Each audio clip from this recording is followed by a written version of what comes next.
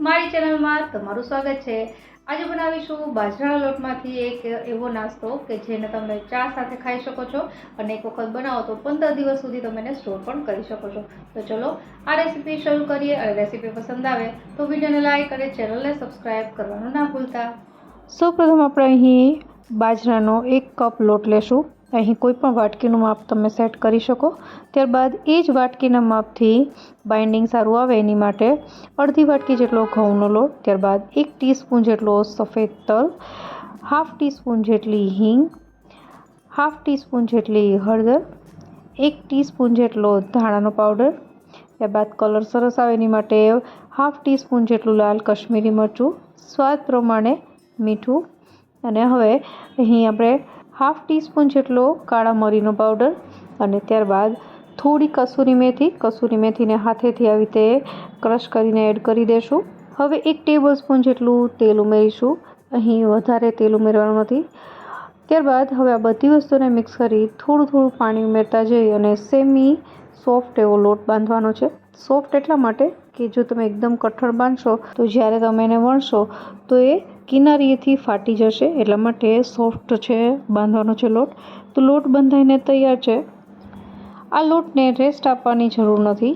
અહીં તરત જ એનો મોટી સાઇઝનો લુઓ લેશું અને ત્યારબાદ અહીં આપણે વણતા પહેલાં થોડો લોટ છાંટી દેવાનો, જેનાથી એ ચીપકે નહીં, કારણ કે બાજરાનો લોટ છે એ તરત જ ચીપકી જતો હોય છે। હવે એને એકદમ પાતળી પણ નહીં ને એકદમ જાડી પણ નહીં, એવી સેમી થીક એવી મોટી રોટલી જેવું વણી લેવાનું છે।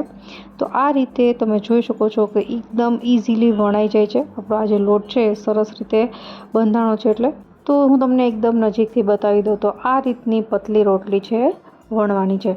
હવે આપણે આમાંથી કોઈ પણ શેપ આપી શકીએ। હું અત્યારે શક્કરપારા જેવો શેપ આપી રહી છું। તો આ રીતે શક્કરપારા જેવો શેપ આપતા પહેલાં કાંટા ચમચીની મદદથી આખી રોટલી ઉપર આવી રીતે કરી લેવાનું છે।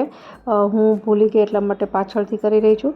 હવે આપણી પાસે આ તૈયાર છે અને મેં જ્યારે આ વણ્યું ત્યારે સાઈડમાં તેલ પણ ગરમ કરવા માટે રાખી દીધું હતું। આ તેલ છે અને હાઈ ગેસની ફ્લેમ પર એક વખત ગરમ કરી લેવાનું અને ત્યારબાદ ગેસની ફ્લેમ છે મીડિયમ કરી દેવાની।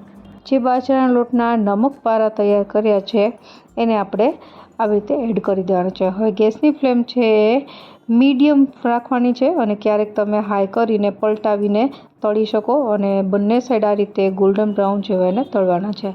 તો પહેલી બેચ છે તળાઈ ગઈ છે અને પહેલી બેચને તળાતા મીડિયમ ટુ હાઈ ગેસની ફ્લેમ પર લગભગ 7 થી 8 મિનિટ જેવો સમય લાગ્યો છે અને આ રીતે બીજી બધી જ બેચ છે તળી લેશું।